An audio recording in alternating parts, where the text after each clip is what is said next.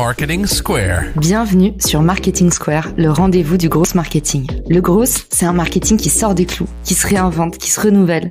C'est aussi un mindset qui repose sur l'envie de se dépasser, de se détacher de ses opinions une bonne fois pour toutes et d'apprendre en continu. Si tu te reconnais dans cette description, que tu sois débutant ou expert, abonne-toi. Ce podcast va devenir ton meilleur allié. Je suis Caroline Mignot, grosse marketeuse et entrepreneur.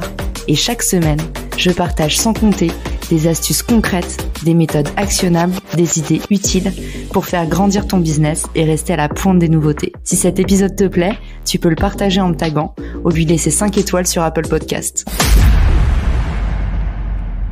Bonjour à tous et bienvenue dans ce nouvel épisode de Marketing Square. Aujourd'hui, on va parler du grand écueil dans lequel tombent beaucoup de communicants et marketeurs, le fait tout simplement de ne pas communiquer entre les départements vente et marketing.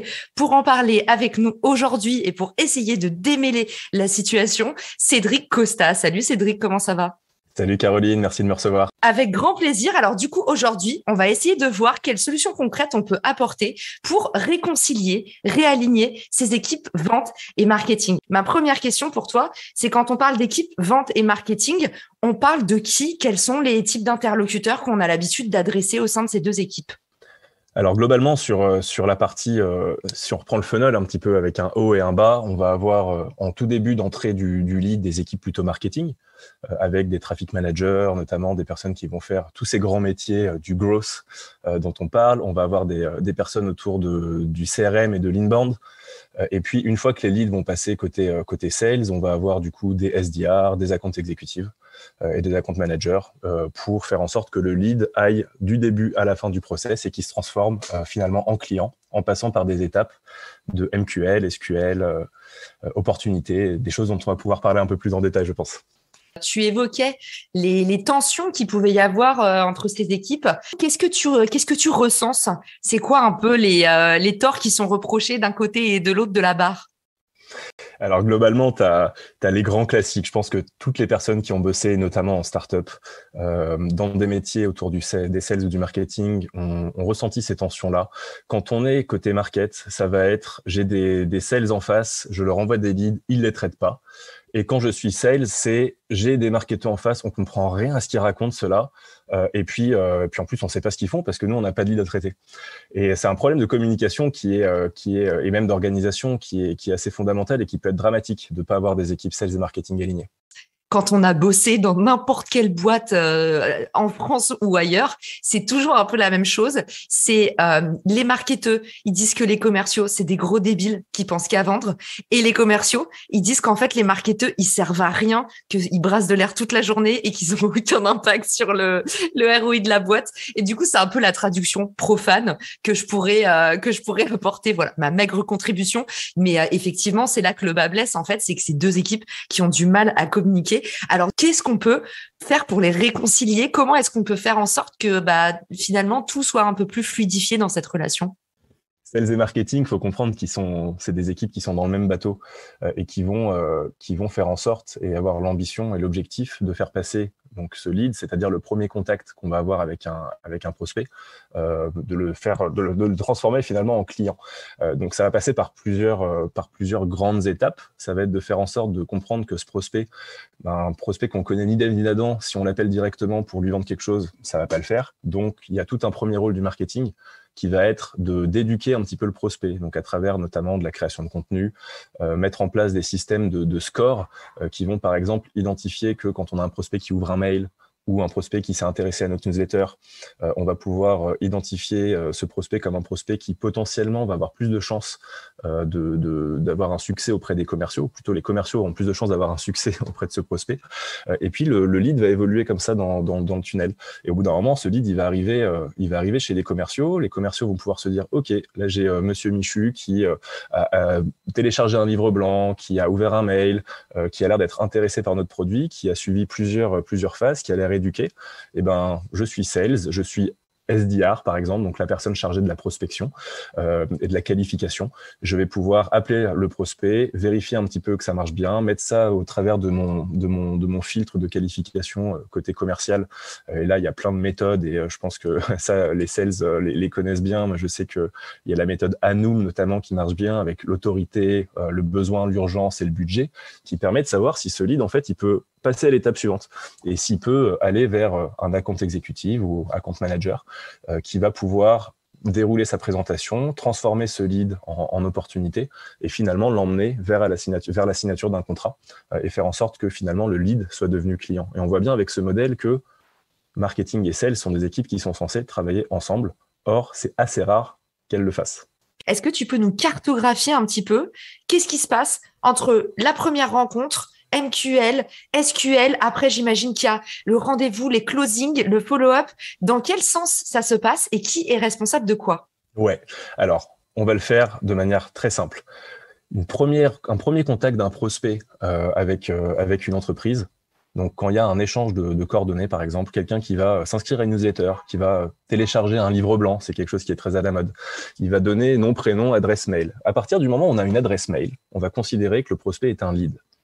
Ensuite, la prochaine étape, ça va être de faire en sorte de chauffer ce prospect. Donc, de faire en sorte que le prospect soit éduqué le plus possible, de telle sorte à ce que, quand on utilise, par exemple, un CRM, on puisse l'identifier comme ce qu'on appelle un MQL. Donc, MQL, pour Marketing Qualified Lead, le MQL, ça veut dire « je suis un lead qui est chaud ». Un petit peu, qui est chaud et qui est prêt à être contacté par les sales. Donc, une fois que le lead est passé MQL, les sales vont pouvoir avoir une notification qui leur indique qu'un lead est qualifié, en tout cas côté marketing. Et là, ils vont avoir plusieurs possibilités. Soit ils vont se dire, mais en fait, ce lead, le marketing me dit que c'est qualifié, mais bon, marketing, de toute façon, c'est tous des gros nazes, le lead n'est pas du tout qualifié. Donc, dans ce cas-là, j'en parle au marketing, je leur dis, les mecs, là, il y a un souci avec votre lead, il va falloir qu'on revoie plein de choses. Et je te propose de faire une parenthèse là et de t'en reparler un petit peu après, de comment ça peut s'arranger, ce genre de problème-là. Mais dans la plupart du temps, quand les sales et le marketing ont bien bossé ensemble, le MQL est censé être accepté par les sales. Donc là, le sales décroche son téléphone, il va appeler ce MQL avec tout l'historique de la fiche contact qu'il va avoir à disposition, donc toutes les interactions que l'utilisateur a pu avoir avec le site, avec ses contenus notamment. Il va pouvoir aller faire une recherche LinkedIn sur le prospect, ajouter plein d'éléments pour avoir un call de qualification finalement qui est réussi. Là, il va passer par son étape de qualification. Donc, il va poser des questions au prospect pour savoir si le lead finalement passe dans la case SQL, Sales Qualified Lead, ou s'il retourne à l'envoyeur. Là, l'idée, c'est que les sales vont pouvoir utiliser, par exemple, une méthode. Moi, je sais que j'aime beaucoup bosser avec cette méthode-là qui s'appelle Anoum. Donc, Anoum, c'est un terme, c'est un acronyme basé sur de l'anglais, donc pour Authority, Need, Urgency, Money. En français, autorité, besoin, urgence et budget. Et il va avoir le sales donc pas mal de billes pour identifier si le prospect peut passer à l'étape suivante ou pas. Si le prospect ne passe pas à l'étape suivante, pour une raison ou pour une autre, le but du jeu, c'est d'informer le marketing de pourquoi il n'est pas passé à l'étape suivante, pour qu'on fasse en sorte d'identifier les problèmes et de les résoudre pour la suite. Si le prospect passe à l'étape suivante, donc souvent cette étape-là est réalisée par un SDR, donc un commercial spécialisé dans la qualification, et si cette étape-là du coup est validée, le lead va passer chez un account exécutif. Il y a pas mal de jargon évidemment, mais globalement account exécutif, ça va être un commercial souvent un peu plus senior, qui va être en mesure d'amener le prospect très très chaud, donc qui est déjà SQL, jusqu'à la vente. Et ensuite, donc le commercial qui est en charge de cette partie-là va pouvoir dérouler ses présentations, passer peut-être le lead dans une étape intermédiaire avant la phase client, qui a une opportunité, qui veut dire et qui indique à tout le monde, ce prospect-là, il est validé par le marketing, validé par les sales, maintenant je m'en occupe et c'est à moi de l'amener jusqu'à la signature du contrat. Je donne une petite image pour ceux qui nous écoutent, moi qui m'a beaucoup aidé. Vous savez, il y a deux types de personnes. Il y en a qui sont très forts pour attirer l'attention, mais ils aiment pas du tout la partie bureaucratie, ils aiment pas du tout la partie paperasse et ils aiment pas du tout parler d'argent. Eux, ils aiment les paillettes, ils ont du bagou. Et en général, il y a les autres. Les autres, ils sont beaucoup moins dans le subterfuge, mais ils sont très pragmatiques, très structurés. Et en fait, c'est des redoutables négociateurs. Et c'est très rare qu'un commercial soit les deux. Donc, pour cette raison, on a un peu divisé les équipes de vente. Et moi, la façon dont je vois les choses, c'est vous avez en fait le SDR, c'est un peu le rabatteur dans les restaurants. Vous savez, c'est le mec au niveau du menu. Il fait du bruit, il fait en sorte d'attirer les clients. Il dit mais qu'est-ce que c'est sympa, il s'intéresse à votre enfant. Et en gros, il s'agite dans tous les sens. C'est un peu le rabatteur. Et en fait, il va trouver les premières informations sur le lead qui vont faire qu'il va comprendre que telle personne, faut placer plutôt à telle et telle table. Elle vient plutôt pour déjeuner ou juste pour un cocktail, les filles. Vous voyez, ça, c'est le SDR. Et après, account manager, c'est le mec qui va arriver, qui va prendre en charge la commande, qui va gérer l'opérationnel.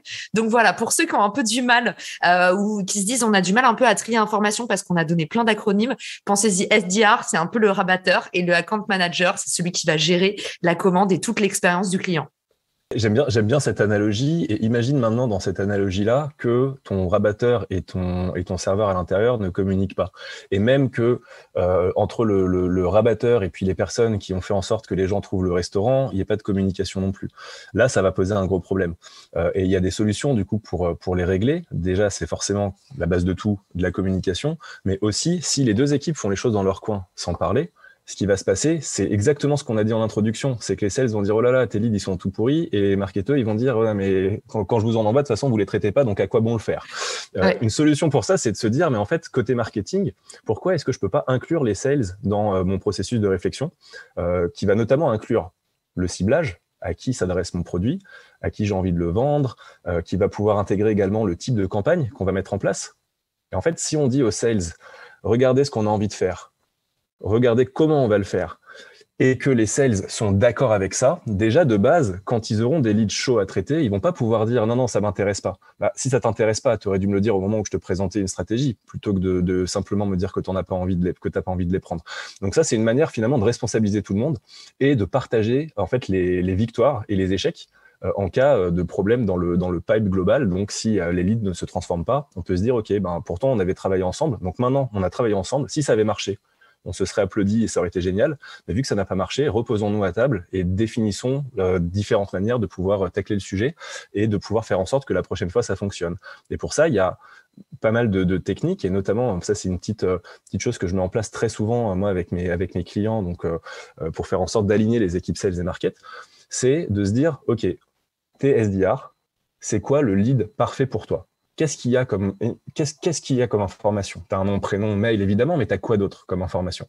Et à partir de là, côté marketing, on va pouvoir prendre tout ce brief, finalement, côté sales, et le transformer dans un formulaire qui va pouvoir être inclus sur toutes les pages dans lesquelles on va pouvoir proposer du contenu, par exemple.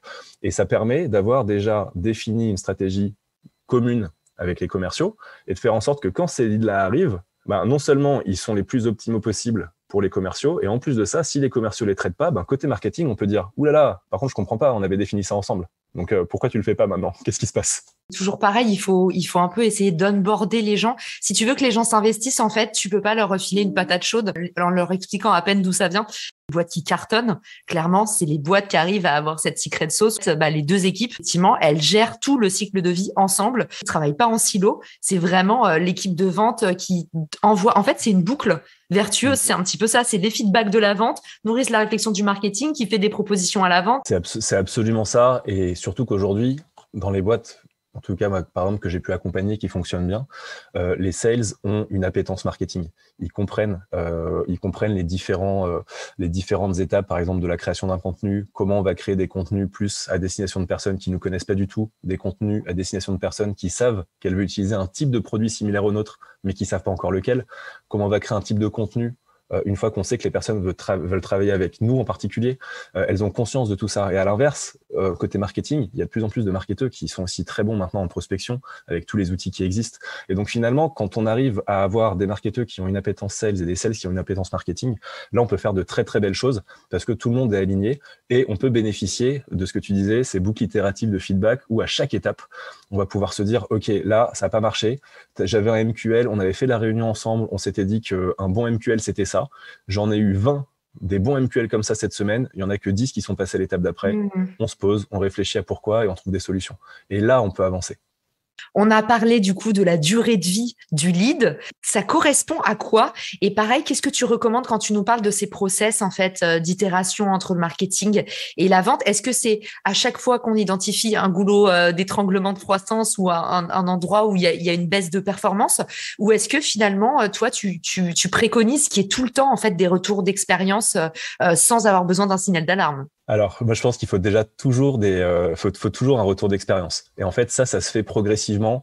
Pour être très franc, il y a tellement de problèmes au début, même quand les équipes sales et market sont alignées, parce qu'on est toujours en train de se redéfinir. On redéfinit le ciblage, on redéfinit les canaux d'acquisition, on redéfinit les champs de formulaire d'une landing page, on va redéfinir le système de ce fameux scoring. Quel score on met en fait quand quelqu'un ouvre un mail, quand quelqu'un télécharge un contenu, quand il y a telle information pertinente. Ça, finalement, ça va devoir s'itérer avec les commerciaux, et on aura l'information d'une validation en fait d'un premier système de scoring qui n'arrivera que quand les commerciaux auront déjà traité des fameux leads ou des fameux MQL. Donc ça, c'est une première chose, c'est qu'il y aura toujours des boucles itératives de feedback. Et après, l'avantage de cette vision un petit peu funnel du lead jusqu'à l'opportunité, c'est qu'à chaque étape, effectivement, comme tu le disais, on peut identifier un problème où quelqu'un sur qui taper, entre guillemets. Alors, on sort pas à la massue, mais s'il y a beaucoup de leads, mais pas beaucoup de MQL, on peut se dire, OK, bonne acquisition, mais derrière, j'ai peut-être pas une bonne machine en place qui permet d'identifier les leads les plus pertinents. S'il y a un goulot d'étranglement entre MQL et SQL, on peut se dire, OK, soit c'est les sales qui sont peut-être en manque de moyens pour faire de la qualification parce que les leads sont pas traités suffisamment rapidement, ou alors les leads sont pas vraiment très bien qualifiés, auquel cas c'est un problème là qui est pas que marketing, mais qui est un problème communication sales market. Derrière, s'il y a un goulot d'étranglement entre le SQL et l'opportunité, on peut peut-être se poser la question de savoir si les sales ont les bons process, appellent de la bonne manière, s'ils sont pertinents dans leurs questions, dans leurs démos, s'ils ont un bon sales deck, etc. Et puis si derrière de l'opportunité, donc à partir du moment où on a fait une démo, ça signe pas, là peut-être que on peut s'interroger sur le produit. Et peut-être que là, on peut se demander si c'est pas peut-être l'adéquation entre le produit et l'audience qui n'est pas pertinente, ou qu'on a vendu peut-être un peu trop de rêves en amont. Et finalement, une fois qu'on en arrive là, on peut aussi à tout moment se poser cette question qui est, si les équipes collaborent bien et que le lead en fait ne progresse pas dans le funnel, peut-être qu'il y a un problème plus global et plus intrinsèque à la boîte, qui est un problème finalement de strat et de product market fit. C'est quoi que tu préconises sur le super funnel que tu nous as donné? D'ailleurs, merci, parce que tu sais, il y a plein d'entrepreneurs qui nous écoutent et qui se posent la question, comment est-ce que je dois organiser en fait, et peut-être qu'ils n'ont pas des grosses équipes à la Spendesk et que nous, ça nous semble normal parce que dans l'environnement startup, c'est monnaie courante, mais en fait, ça donne vraiment des billes. Mais maintenant, en termes pratiques, on parle de combien de temps? Spendesk, après, ils ont une grande notoriété. Je pense qu'il y a des gens qui vont arriver et qui vont savoir qu'ils veulent déjà utiliser Spendesk. Donc là, en fait, c'est facile. Tu n'as plus qu'à les cueillir, ces personnes-là. Si tu as beaucoup d'entrants, de gens qui veulent utiliser ton produit, il faut vraiment déconner quelque part pour pas les closer. Pour les boîtes qui sont un peu moins connues, je vais donner un exemple très concret de cycle de vente de clients que je peux avoir. Moi, j'ai le temps. Je pars du principe qu'on a le temps. Quand on construit une stratégie inbound, qu'on veut prendre le temps d'aligner les sales et le market, de bien paramétrer un CRM, moi, j'aime bien prendre le temps de créer les bons contenus, d'avoir des contenus donc de cette fameuse phase de découverte qui vont être des contenus du type livre blanc, je parle d'un sujet, j'éduque une audience sur un sujet avec de la valeur, des contenus de type évaluation, du type, les personnes savent qu'elles sont intéressées par ce type de solution. Comment je leur montre que la mienne est la meilleure? Donc, ça va être les cas clients, ça va être des comparateurs. Donc, mon offre versus les offres du reste du monde. Et puis après ça, une fois que les gens savent qu'ils veulent bosser avec nous, c'est OK. Comment on parle aux sales? Donc là, ça va être un petit peu la phase d'achat, tout ce qui va être demande de devis, demande de démo, les essais gratuits, ce genre de choses. Et moi, personnellement, j'aime bien avoir des cycles assez long sur la phase de découverte pour pas que les prospects soient appelés trop vite. C'est mon côté un petit peu peut-être trop marketeur j'ai pas envie d'embêter les gens. Mais tant que les prospects sont pas assez chauds et qu'on n'a pas détecté que les personnes avaient assez interagi avec notre contenu, il y a très peu de chances finalement, et ça s'est vérifié pour moi dans de nombreuses expériences, que quand un sales les appelle, ces personnes soient réactives et soient même contentes d'avoir quelqu'un au bout du fil. Elles sont peut-être juste pas prêtes et pas mûres pour avoir ce contact trop vite. Alors qu'à l'inverse, quand elles sont passées par une phase de découverte et une phase d'évaluation, là, quand un sales les appelle, déjà, ils vont plus rarement se faire accrocher au nez parce que la personne aura déjà eu un premier contact en fait avec la marque, et ce sera plus simple. Après, pour donner des chiffres, moi j'aime bien avoir une phase de découverte qui va être à peu près d'1 mois, une phase d'évaluation qui va être d'1 mois et une phase d'achat qui va être de 2 semaines. Alors attention, quand je dis ça, ça ne veut pas dire que ça prendra 2 mois et demi d'amener un lead au client. Évidemment, chaque personne peut sortir de sa phase actuelle en ayant interagi plus vite que les autres avec des contenus. Par exemple, sur une phase de découverte, admettons que j'ai un CRM qui est paramétré pour envoyer un mail toutes les semaines avec un contenu de type découverte, que je score, donc que j'attribue un score en fait pour les personnes qui téléchargent mon contenu, et qu'en parallèle, j'ai un site qui propose également des ressources et pas mal de choses. Si les personnes juste suivent la fréquence de mes mails et les téléchargent un par un, ils vont mettre 2 mois et demi à être contactés, potentiellement. En revanche, si c'est des personnes qui s'intéressent et qui, suite à la lecture, par exemple, d'un livre blanc, vont sur le site et font une action, ils vont plus vite être scorés, donc plus vite être détectés en tant que MQL, et là, ils vont automatiquement passer dans le pipe des sales pour être contactés et évoluer dans le funnel. Donc, on n'est pas coincé à ce stade de découverte, c'est juste que pour les personnes qui veulent aller à leur rythme, moi, je trouve que c'est bien de leur laisser le temps, d'espacer les communications pour pas être trop pushy, et puis de se dire que de toute façon, si on avait envie de mettre en place une stratégie inbound et d'aligner les sales markets, on a aussi le temps de le faire, qu'on n'est pas non plus forcément pressé, et que à côté de ça, voilà, on peut avoir une stratégie de CRM qui a du sens et qui tient la route en ne se précipitant pas et en prenant le temps d'avoir des prospects qui sont bien éduqués, bien chauds. Ok, donc patience et longueur de temps font plus que force ni que rage. Ce sera un petit peu l'adage de cet épisode. Et merci déjà pour tout ce que tu nous as partagé. Toi, aujourd'hui, qu'est-ce que tu observes comme principaux KPIs quand tu montes une stratégie comme ça, quand tu travailles sur la restructuration d'une équipe? Pour ceux qui nous écoutent, qui se disent ok, mais comment est-ce que je peux vérifier que ça marche? Quel impact sur les chiffres peut-être potentiellement atteindre, ou peut-être la satisfaction employée? Qu'est-ce que tu traques quand tu renouvelles les process d'une équipe comme ça? Alors, moi, j'aime bien avoir... en fait, finalement, quand on a le funnel en tête, donc lead, on le rappelle, lead, MQL, SQL, opportunité et client, qu'on arrive à savoir quelles sont les manières d'optimiser chacun des paramètres. Donc, passer de lead à MQL, je vais avoir des techniques. Passer de MQL à SQL, je vais avoir des techniques, etc. Ça continue.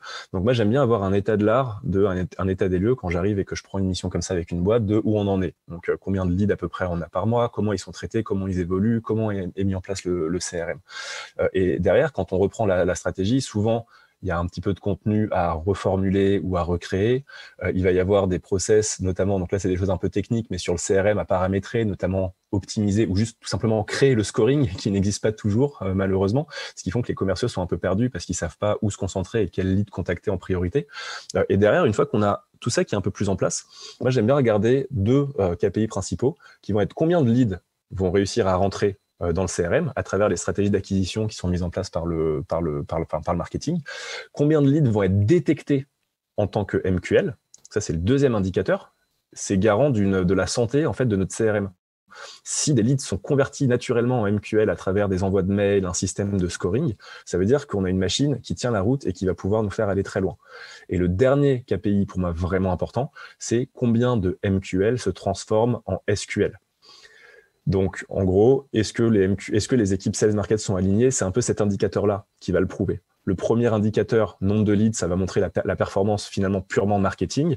Le deuxième, passage de lead à MQL, purement marketing aussi. Et si on arrive à avoir un bon indicateur de MQL ou SQL, c'est un super indicateur de collaboration des équipes. Et derrière, bien évidemment, et ça, même si la balle est plus dans notre camp à ce moment-là, un dernier quand même qu'on aime bien traquer, c'est OK, nos MQL, il y en a combien qui sont devenus clients, combien ça nous a ramené, etc. Mais si je devais vraiment me concentrer sur les relations sales market, l'inbound, ça serait vraiment ces 3-là. C'était trop bien. Merci Cédric. Franchement, moi, j'ai appris plein de choses. Et pourtant, Dieu sait que je me suis quand même un peu frottée à ces sujets-là, en France et à l'étranger. Donc, merci beaucoup d'avoir vulgarisé tout ça pour nous et de nous avoir un peu dévoilé ta botte secrète. J'espère que ça aidera plein d'entrepreneurs qui nous écoutent, et puis aussi que ça aidera des marketeurs et des commerciaux, parce que c'est clairement la cible Marketing Square. C'est un peu le podcast qui réconcilie ces 2 professions. Donc, j'espère que peut-être avec cet épisode, on va recréer de la rencontre entre ces équipes. Et puis, aussi, c'est la nouvelle année. Donc, c'est l'occasion de revoir un peu ces process et d'essayer de nouvelles choses. Cédric, où est-ce qu'on peut te retrouver pour te dire, c'est bon, je l'ai fait, regarde, j'ai mis en place, j'ai eu des bons retours, ou alors j'ai eu des mauvais retours, qu'est-ce que j'ai mal fait? Ou juste te dire bravo pour l'épisode. On peut me retrouver sur LinkedIn où je suis très souvent. Je suis également l'hôte du podcast Shortcut qui aide les freelances et les entrepreneurs à se lancer et à développer leur activité. Je découvre en même temps, j'irai te mettre un petit avis sur Apple Podcast et puis j'encourage toutes les personnes qui nous écoutent à aller en faire de même. C'est important d'aller encourager les podcasteurs. Ça prend 1 minute, mais sachez que pour nous, ça a beaucoup d'impact. Vous allez rigoler parce que vous allez voir, du coup, moi, j'ai tout commenté. Encourager la création, comme sur LinkedIn, quand vous mettez un commentaire, et ben, les podcasteurs, ils ont besoin de vous parce que, en fait, c'est ça la récompense quand on enregistre un podcast. Merci à ceux qui nous ont écoutés aujourd'hui. On vous dit à très vite dans le podcast. Ciao! Si t'as écouté jusqu'ici, c'est certainement que cet épisode t'a plu. Ce podcast est rendu possible par Richmaker, le Tinder du B2B comme on l'appelle. C'est une plateforme que j'ai lancée et qui permet d'identifier des partenaires compatibles en fonction de ton business. En gros, dis-moi quels sont tes objectifs marketing et je te dirai qui va t'aider à les dépasser au sein de ton écosystème. Pourquoi aller chercher ces clients